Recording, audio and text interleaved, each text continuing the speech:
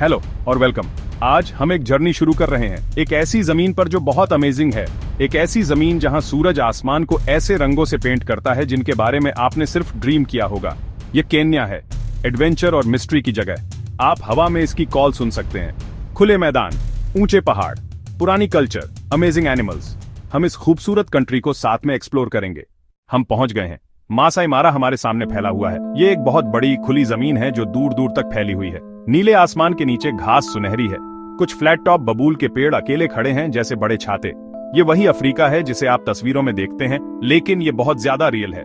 वहां देखो, जिराफों का एक परिवार एक ऊंचे पेड़ से पत्तियां खा रहा है। उनकी लंबी गर्दनें इतनी खूबसूरती से हिलती हैं। वे जेंटल जायंट्स लगते हैं। और दूर आप जेब्रा का एक झुंड देख सकते हैं। उनकी काली और सफेद धारियां पीली घास के सामने बहुत ही स्ट्राइकिंग लगती हैं। वे एक साथ चलते हैं, हमेशा विजिलेंट, हमेशा अलर्ट। अब हम यहाँ कुछ सच में स्पेशल देखने आए हैं। एक ऐसा इवेंट जिसकी हम कल्पना भी नहीं कर सकते और जो सदियों से चलता आ रहा है। हम मासाई मारा के बीचों बीच पहुंच गए हैं, बिल्कुल सही टाइम पर नेचर के सबसे बड़े नजारों में से एक को देखने के लिए। इसे ग्रेट माइग्रेशन कहते हैं। ये सिर्फ एक जर्नी नहीं है, ये एक सर्कुलर और कभी ना रुकने वाली यात्रा है। हर साल फ्रेश घास और पानी की तलाश में 1 मिलियन से ज्यादा वाइल्ड बीस्ट, जेब्रा और गजेल के साथ सेरेंगेटी मारा इकोसिस्टम में लगभग 2000 मील का सफर तय करते हैं। उनका रास्ता खतरों से भरा है, लेकिन यहाँ उन्हें सबसे बड़ी प्रॉब्लम का सामना करना पड़ता है। सबसे बड़ी चुनौतियों में से एक है मारा नदी को पार करना। इसकी धाराएं बहुत तेज और खतरनाक हैं। एक ऐसा लाइफ या डेथ वाला डिसीजन जिसे टाला नहीं जा सकता। नदी चौड़ी है और धारा तेज है, और इसके अपने खतरे हैं। पानी में मगरमच्छ इंतजार कर रहे होते हैं, बिल्कुल पानी की सतह के नीचे छिपे हुए। ये पुराने शिकारी सब्र के मास्टर होते हैं, अपनी एनर्जी इसी पल के लिए बचाकर रखते हैं। वाइल्ड बीस्ट नदी के किनारे इकट्ठे होते हैं। माहौल में टेंशन साफ दिखती है, जैसे हजारों एक साथ झुंड बना रहे हों। वे घबराए हुए हैं, आगे बढ़ते हैं और फिर पीछे हटते हैं। वे इंतजार करते हैं और फिर एक बहादुर जानवर छलांग लगाता है। हिम्मत का ये छोटा सा काम एक चेन रिएक्शन शुरू कर देता है। जल्द ही सैकड़ों उसके पीछे आ जाते हैं। नदी बॉडीज और पानी के उछाल से भर जाती है। वे दूसरी तरफ पहुंचने के लिए जोर से तैरते हैं। उनके ताकतवर पैर तेजी से धारा के खिलाफ चलते हैं। ये सर्वाइवल के लिए एक ड्रामेटिक लड़ाई है। कुछ पहुंच जाएंगे थके हुए लेकिन जिंदा, और कुछ नहीं। ये देखना मुश्किल है, लेकिन ये नेचर में जीवन का चलता रहने वाला साइकिल है। जो मर जाते हैं वे नदी के शिकारियों का खाना बनते हैं, ये पक्का करते हुए कि मौत में भी वे इकोसिस्टम को जीवन वापस देते हैं। हम कुछ देर के लिए जंगली मैदानों को छोड़ देते हैं। अब हम एक ऐसी जगह पर आ गए हैं जहां बहुत एनर्जी है। ये नैरोबी है, केन्या की कैपिटल सिटी। ये एक बड़ा और मॉडर्न शहर है। यहाँ ऊंची ऊंची बिल्डिंग्स हैं, भीड़ भाड़ वाली सड़कें हैं, कारें हैं, बसें हैं। लोग काम पर जा रहे हैं, बच्चे स्कूल जा रहे हैं। नैरोबी को अक्सर दी ग्रीन सिटी अंडर द सन कहा जाता है। यहाँ बहुत सारे सुंदर पार्क और ग्रीन स्पेस हैं। नैरोबी अपने पास एक नेशनल पार्क होने के लिए फेमस है, नैरोबी नेशनल पार्क। यह इकलौता नेशनल पार्क है जो किसी बड़े शहर के इतने करीब है। हम फिर से शहर को पीछे छोड़ चुके हैं। हमारी यात्रा अब हमें हमारे प्लेनेट की सबसे अमेजिंग जियोलॉजिकल विशेषताओं में से एक पर ले जाती है। यह ग्रेट रिफ्ट वैली है। यह पृथ्वी की सतह में एक बहुत बड़ी दरार है जो हजारों किलोमीटर तक फैली हुई है। यह इतनी बड़ी है कि इसे स्पेस से भी देखा जा सकता है। हम एक ऊंचे क्लिफ यानी चट्टान के किनारे पर खड़े हैं। यहां से नजारा सच में बस कमाल का है। वैली का निचला हिस्सा हमारे नीचे फैला हुआ है। खेत, जंगल, झीलें, यहाँ आसमान और भी बड़ा लगता है।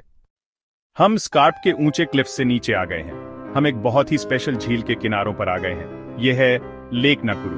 पहले आपको लग सकता है कि पानी का किनारा गुलाबी रेत से ढका हुआ है, लेकिन जैसे ही आप करीब आते हैं आपको रियलाइज होता है कि यह रेत बिल्कुल भी नहीं है।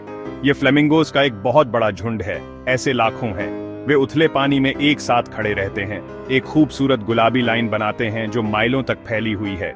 ये नजारा अद्भुत है। इतने सारे पक्षियों की आवाज एक साथ एक सॉफ्ट दहाड़ जैसी लगती है। धूप में डूबे सवाना को पीछे छोड़ते हुए हमारी यात्रा अब और ऊपर आसमान की ओर ले जाती है। दूर एक अकेला विशालकाय क्षितिज को भेदता है, एक बड़ा पहाड़ जो मैदानों से नाटकीय रूप से ऊपर उठता है। ये किरिन्यागा है, प्रकाश का स्थान, जैसा कि किकुयू लोग इसे जानते हैं, जो मानते हैं कि यह उनके भगवान का घर है। एक निष्क्रिय ज्वालामुखी, इसकी ऊबड़ खाबड़ आकृति ने हजारों सालों से श्रद्धा पैदा की है। आज हम इसे माउंट केन्या के नाम से जानते हैं। ये एक चौंकाने वाला विरोधाभास प्रस्तुत करता है। यहाँ भूमध्य रेखा पर इसकी सबसे ऊंची चोटियां बर्फ और ग्लेशियर की एक स्थायी चादर से ढकी हुई हैं। ये माउंट केन्या है, अफ्रीका का दूसरा सबसे ऊंचा पर्वत। इसके बचे हुए ग्लेशियर एक ठंडे युग के कीमती क्रिस्टलीय अवशेष हैं, जो अब दुखद रूप से पीछे हट रहे हैं। हमारे बदलते मौसम की एक कठोर याद दिलाते हैं। शुद्ध ऊंचाई एक ऐसी दुनिया बनाती है जहां उष्णकटिबंधीय के नियम अब लागू नहीं होते हैं। माउंट केन्या पर चढ़ना कई दुनियाओं के माध्यम से एक महान रोमांच पर निकलना है। ट्रैक निचली ऊंचाई से शुरू होता है, जो घने पहाड़ी जंगलों से घिरा होता है। हवा गर्म और ध्वनियों के एक सिम्फनी से जीवंत है। बंदरों की चहचहाहट और एक काले सफेद कोलोबस बंदर का पेड़ों में कूदना। रंगीन टूराकोस के गीत पेड़ों के माध्यम से गूंजते हैं। पहाड़ के आलिंगन में एक जीवंत स्वागत। जैसे ही हम ऊपर चढ़ते हैं, जंगल रास्ता छोड़ देता है और हम पेड़ों को पीछे छोड़ देते हैं। हम अफ्रीकी अल्पाइन मूरलैंड में उभरते हैं, एक अजीब और खूबसूरत दुनिया जो अलौकिक लगती है। यहाँ विशाल पौधे परिदृश्य पर हावी हैं। विशाल सेनेसियोस संतरी की तरह खड़े हैं, जबकि अनोखी विशाल लोबेलियास आकाश की ओर इशारा करती है। ये वानस्पतिक चमत्कार अनुकूलन के स्वामी हैं, जो इस ऊंचाई वाले वातावरण के अत्यधिक तापमान परिवर्तन से बचने के लिए विकसित हुए हैं। शिखर तक का अंतिम धक्का भोर से पहले की ठंड में शुरू होता है। चमचमाते तारों के नीचे पतली और तीखी हवा के साथ अंतिम कुछ 100 मीटर की चढ़ाई की जाती है। यह धीरज की परीक्षा है। फिर जैसे ही प्रकाश की पहली किरणें क्षितिज पर फूटती हैं, दुनिया बदल जाती है। सूरज निकलता है, ग्लेशियरों को सुनहरी रोशनी से रोशन करता है। आप बादलों के समुद्र के ऊपर खड़े हैं, अफ्रीका के विशाल विस्तार को देख रहे हैं। यह शुद्ध और अविस्मरणीय जादू का क्षण है। केन्या के हाईलैंड्स में हफ्तों घूमने के बाद अब हमारी यात्रा अपने एंड पर आ रही थी। हमने मैदानों की धूल को पीछे छोड़ दिया और उसकी जगह कोस्ट की नमकीन हवा ले ली। लैंडस्केप बदल गया। बबूल के पेड़ के बजाय कोकोनट के ऊंचे ऊंचे पेड़ आ गए। जैसे जैसे हम इंडियन ओशन के पास आते गए, हमारा डेस्टिनेशन डियानी बीच था, जो ट्रैवलर्स के बीच स्वर्ग के वादे की तरह फुसफुसाया जाता है। सबसे पहले जो चीज नोटिस होती है वो है रेत, चमकदार, चकाचौंध करने वाली सफेद, इतनी फाइन कि जैसे पिसी हुई चीनी हो। यह साफ रेत कई किलोमीटर तक फैली हुई है, जो वॉक के लिए एक एंडलेस इनविटेशन है। फिर पानी आता है, ब्लू कलर की एक पेंटर की पैलेट, हल्के एक्वामरीन से लेकर गहरे नीले रंग तक। इंडियन ओशन की कोमल लहरें किनारे से टकराती हैं, जो अविश्वसनीय रूप से साफ और गर्म है। ये एक ऐसा एस्केप है जहां लाइफ टाइड्स की स्पीड से स्लो हो जाती है। लेकिन डियानी का असली खजाना सतह के ठीक नीचे है। एक बहुत बड़ी कोरल रीफ कोस्ट के पैरेलल चलती है, जिससे शांत लैगून जैसे पानी बनते हैं। यह रीफ मरीन लाइफ का एक बिजी मेट्रोपोलिस है। हमने एक ट्रेडिशनल डाउ से किसिट मपुंगुती मरीन नेशनल पार्क तक का रास्ता तय किया, जो एक प्रोटेक्टेड सैंक्चुअरी है। यहाँ स्नॉर्कलिंग से चौंकाने वाले रंगों की दुनिया का पता चलता है।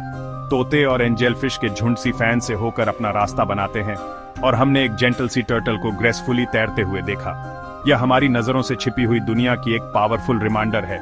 जैसे जैसे शाम की रोशनी कम होती जाती है, बीच एक नया कैरेक्टर ले लेता है। सूरज धीरे धीरे डूबने लगता है और आसमान लिक्विड फायर के मास्टरपीस में बदल जाता है, जिसमें गोल्डन, नारंगी और मैजेंटा के शेड्स होते हैं। ढावज के सिल्ह्यूट चुपचाप किनारे पर वापस आते हैं। दुनिया शांत हो जाती है, रात का इंतजार करती है। यह एक डेली स्पेक्टेकल है जो एक यूनिक गिफ्ट जैसा लगता है, एक परफेक्ट डे का एक परफेक्ट एंड। अभी भी गर्म रेत पर बैठकर आखिरी रोशनी को गायब होते देखना एक पल का रिफ्लेक्शन है। लहरों की आवाज यादों के माध्यम से यात्रा के लिए एकदम सही साउंड ट्रैक प्रदान करती है। ऐसा लगता है कि एक पूरी लाइफ पहले हम नैरोबी के वाइब्रेंट कैओस में नेविगेट कर रहे थे, फिर भी हर एक्सपीरियंस हमारे दिमाग में छपा हुआ है। हमने इस देश की रॉ ब्यूटी का बहुत कुछ देखा है। हमें मारा के बड़े झुंडों का अद्भुत नजारा याद है, जो जीवन के सर्कल का एक प्रमाण है। हमें नैरोबी की पल्स याद है, जो एम्बिशन का शहर है, और ग्रेट रिफ्ट वैली का इमेंस स्केल। हम लेक नाकुरू में फ्लेमिंगोज का आश्चर्यजनक गुलाबी सागर देखते हैं और माउंट केन्या की विनम्र उपस्थिति महसूस करते हैं, जिसकी पवित्र छोटी आकाश को छूती है। हर जगह ने अपनी अमिट मार्क छोड़ी है, और इस तरह केन्या के वंडर्स के माध्यम से हमारी यात्रा अपने एंड पर आती है। यह गहरे कंट्रास्ट का देश है, सूखे रेगिस्तान और हरे भरे वर्षावन, पुरानी ट्रेडिशंस और मॉडर्न एस्पिरेशंस का। लेकिन अपने लैंडस्केप से ज्यादा केन्या अपने लोगों का है। उनकी रेसिलियंस, वार्मथ और हरम्बी की यूनिफाइंग स्पिरिट कॉमन गुड के लिए एक साथ काम करना इस राष्ट्र का असली दिल है। एक ऐसी ब्यूटी जो आंखों से कहीं ज्यादा है।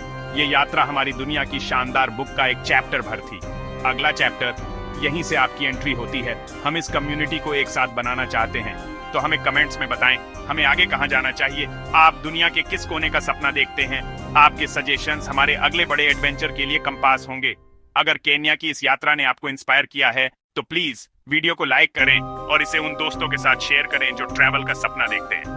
और अगर आपने अभी तक नहीं किया है तो सब्सक्राइब करें और नोटिफिकेशंस ऑन करें।